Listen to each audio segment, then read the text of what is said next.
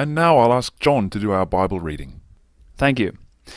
The reading today will come from 1 Corinthians 13, the very well-known passage about love.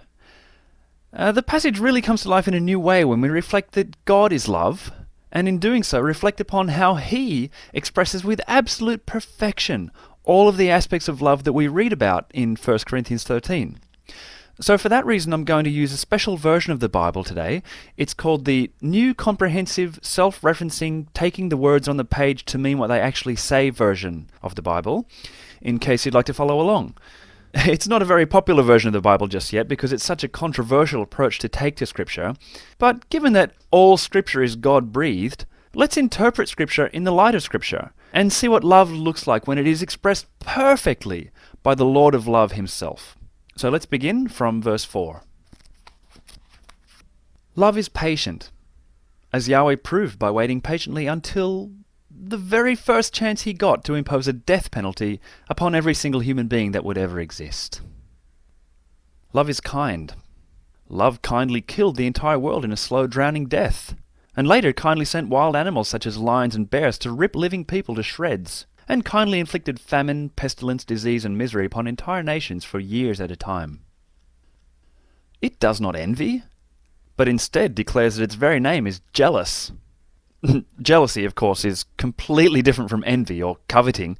They have absolutely nothing to do with jealousy at all. Jealousy is, of course, a very virtuous and admirable trait that we should all cultivate in ourselves. It does not boast, but includes references to its power, greatness, glory, righteousness, and majesty on practically every page of its book, and demands that we all worship it as the greatest thing imaginable, which is simply just another way of demonstrating that it is not proud. It does not dishonor others, not even when it is threatening to smear feces upon people's faces. It is not self-seeking. It simply demands to be worshipped by absolutely everybody for being what it unalterably is, and demands that we all focus our minds and hearts upon its will above ours in every aspect of our lives. It is not easily angered, usually deliberating long and hard before instantly striking people dead the moment they do something wrong. It keeps no record of wrongs. Well, except in a book. A special book for keeping a record of the wrongs that someone has done, so as to be able to bring them up later in judgment. Very handy thing to have in a marriage, a book like that.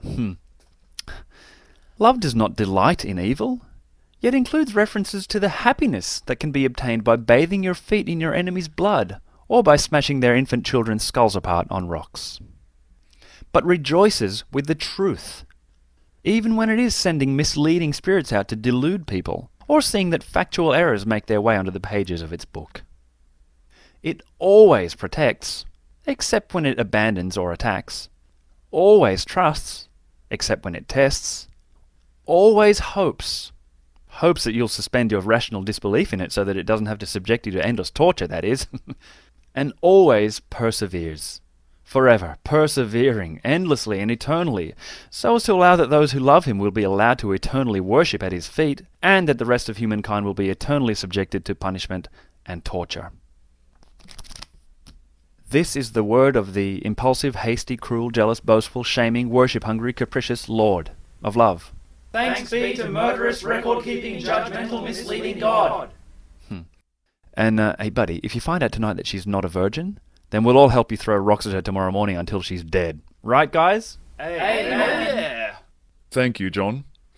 Now let us stand and sing together hymn number 45.